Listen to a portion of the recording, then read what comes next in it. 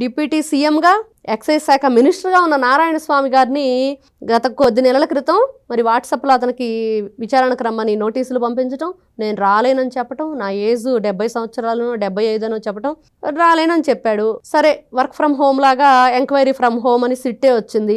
SIT వచ్చి అక్కడ ఏం చేసింది, విఆర్ఓల్ని అక్కడ మండలాధికారులని అందరినీ కూడా ఇంటికి పిలిపించి వీళ్ళకి సంబంధించిన ల్యాప్టాప్లు ఫోన్లు కూడా వాళ్ళు స్వాధీనం చేసుకోవటం, దాదాపుగా 40 ప్రశ్నలు, దాదాపుగా 6 గంటల టైం. ఒకనొక టైంలో అయితే నారాయణ స్వామి గారు వణికిపోయాడంట. భోజనం లేని పరిస్థితి అంట. అంత గందరగోళానికి ఆయన లోనయ్యాడు. ఎందుకు అంత టెన్షన్ పడ్డాడు? అంత టెన్షన్ పడటానికి గల కారణం ఏంటి? సిట్ వాళ్ళు వేసిన క్వశ్చన్స్ ఏంటంటే, మీకు తెలియకుండా ఈ మద్యం కుంభకోణం జరుగుండదు. ఒకవేళ మీరు మీటింగ్ లో ఉండకపోవచ్చు, లేదా దానికి సంబంధించిన వివరాలు పూర్తిగా మీకు తెలియపోయినా సంతకాలు అయితే పెట్టుంటారు కదా మినిస్టర్ గా. మరి ఆ సంతకాలు ఎలా పెట్టారు? అంత ఒత్తిడి మీ మీద ఎవరు తీసుకొచ్చారు? ఎవరు ఆదేశాలతో మీరు సంతకాలు పెట్టవలసి వచ్చింది? మరి సంతకాలు పెట్టిన తర్వాత మీకు తెలుస్తుంది కదా దాని పరిణామం ఏంటనేది. మరి ఈ రోజున ఎదుర్కోవాల్సి వస్తుంది కదా ఆ పరిణామాన్ని.